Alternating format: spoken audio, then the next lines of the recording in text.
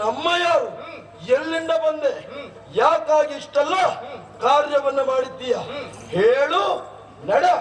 ನನ್ನ ಪರಿಚಯವನ್ನ ನಿನ್ನಲ್ಲಿ ಹೇಳುವ ಅಗತ್ಯವೇ ಇಲ್ಲ.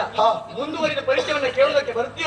ಸುಳೆ ಈ ಶಶಿ ಮುಖಿ ಜೊತೆಯಲ್ಲಿ ಎಸೆವ ಅರಣ್ಯವು ತರವಲ್ಲ.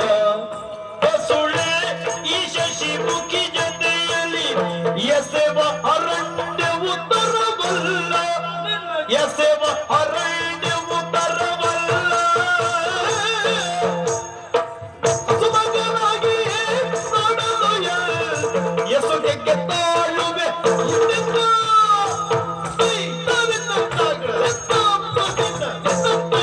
ಹುಡುಗ ಹೋರಾಟ ಮಾಡ್ತಾ ಇದ್ದೆ, ಒಂದು ಕೈ ತಡೆದು ನಿನ್ನನ್ನು ವಿಚಾರಿಸಿದ್ದೆ ಯಾಕೆ ಕೇಳು. ಯಾಕೆ? ಹೊಸುಮಗನಾಗಿ. ಏ ಹುಡುಗ, ಹುಡುಗ ಅಲ್ಲ, ಬಾಲ್ಯಾವಸ್ಥೆಯನ್ನು ಮೀರ್ಲಿಲ್ಲ ಅಂತ ಕಾಣ್ತದೆ ನಿನ್ನನ್ನು ಕಂಡ್ರೆ. ಹಾಗಾಗಿ ವಿಚಾರವನ್ನ ತಿಳಿಯದೆ ನಿನ್ನ ಮೇಲೆ ನಾನು ಬಲಪ್ರಯೋಗವನ್ನು ಮಾಡಿದ್ರೆ ತಡೆದುಕೊಳ್ಳುವ ಶಕ್ತಿ ನಿನಗಿಲ್ಲ. ಹಾಗಾಗಿ ಸಾಮ ದಾನ ವೇದ ಕೊನೆಗೆ ದಂಡೋಪಾಯ. ಹಾಗಾಗಿ ಸಾಮನಿಂದ ಕೇಳ್ತಾ ಇದ್ದೇನೆ, ಶಶಿಮುಖಿಯನ್ನ ಕುಡಿಕೊಂಡು ಕಾಂತಾರದಲ್ಲಿ ಬಹಳ ಹೊತ್ತು ನಿಲ್ಲುವುದು ನಿನ್ನಂತವನಿಗೆ ಯೋಗ್ಯವಾದಂತ ವಿಚಾರ ಅಲ್ಲ.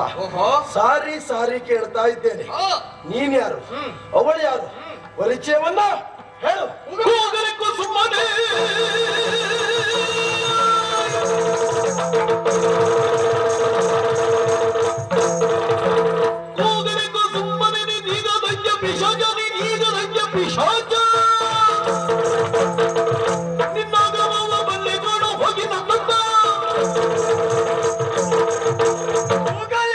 ಸುಮ್ಮನೆ ಯಾಕಾಗಿ ಕೂಗ್ತಾ ಇದ್ದೀಯ? ಯಾಕಾಗಿ ಬೊಬ್ಬೆಯನ್ನಿರ್ತಾ ಇದ್ದೀಯ?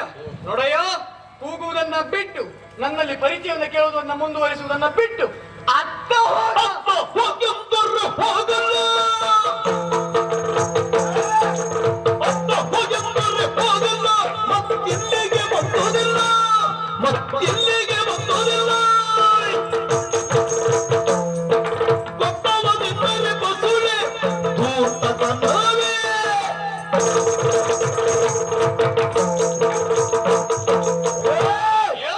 ಇಷ್ಟು ಸಣ್ಣ ಬಾಯಲ್ಲಿ ಎಷ್ಟು ಮಾತಾಡ್ತೀಯ?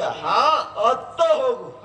ಅತ್ತ ಹೋಗು ಅಂತ ಹೇಳುವುದಕ್ಕೆ ಇತ್ತ ಬಂದವರು ಯಾರು ಕೇಳ್ತೇನೆ? ಎಲ್ಲಿಂದಲೂ ನಾನಿದ್ದಲ್ಲಿಗೆ ಬಂದದ್ದು ನೀವು ನನ್ನಲ್ಲಿ ಅತ್ತ ಹೋಗು ಅಂತ ಹೇಳಬೇಕು ಅಂತ ಆದ್ರೆ ಇದು ಮಕ್ಕಳ ಆಟಿಕೆ ಅಲ್ಲ,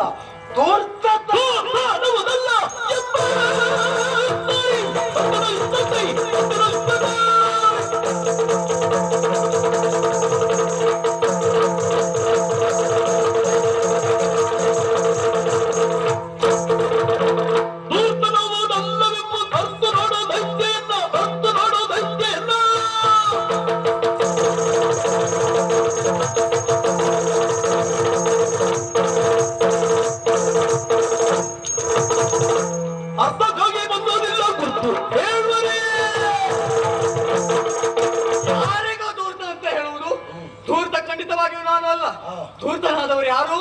ನೀನೇ. ನಿನ್ನ ಪ್ರವೃತ್ತಿಯನ್ನು ನೋಡಿ ನೀನೊಬ್ಬ ಧೂರ್ತ ಎಂಬುದಾಗಿ ಅರ್ಥವನ್ನು ಮಾಡಿಕೊಂಡಿದ್ದೇನೆ. ನೀನು ಯಾರು ಅಂತ ಮತ್ತೆ ನಾನು ಪರಿಚಯವನ್ನು ಕೇಳುವುದಿಲ್ಲ. ಅರ್ಥ ಆಯ್ತು ನನಗೆ.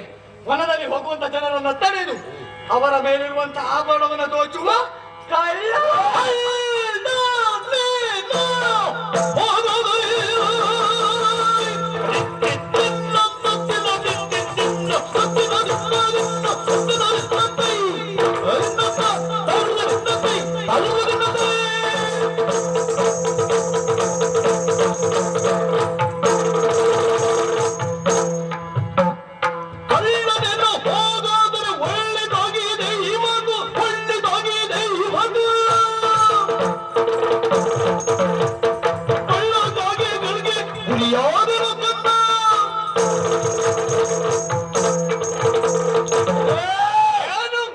ಅಡ್ಡಾಯಿಸಿದವ ನಾನಲ್ಲ, ನಮ್ಮವರನ್ನ ನೀನೇ ಅಡ್ಡಾಯಿಸಿ ನೀನೇ ಗಲಾಟೆ ಮಾಡಿ ನೀನವರಿಗೆ ಪೆಟ್ಟು ಕೊಟ್ಟು ಆಡುವ ಮಾತೇನು?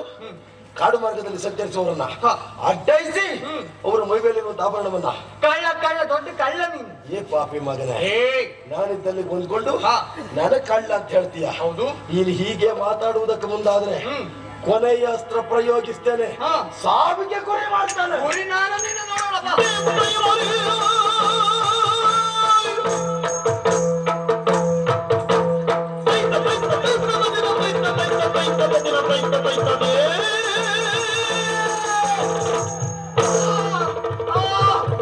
ಗುರುಳನ ಖಾತೆಗೆ ನಾನನು ದೊರೆ ಗುರುಳಿ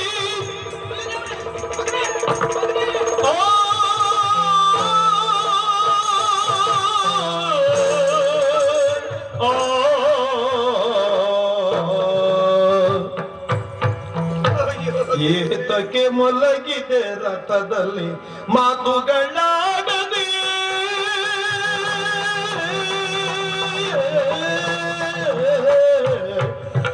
ಏತಕ್ಕೆ ಮಲಗಿದೆ ರಥದಲ್ಲಿ ಮಾತುಗಳಾಡದೆ ಏತಕ್ಕೆ ಮಲಗಿದೆ ರಥದಲ್ಲಿ ಮಾತುಗಳಾಡದೆ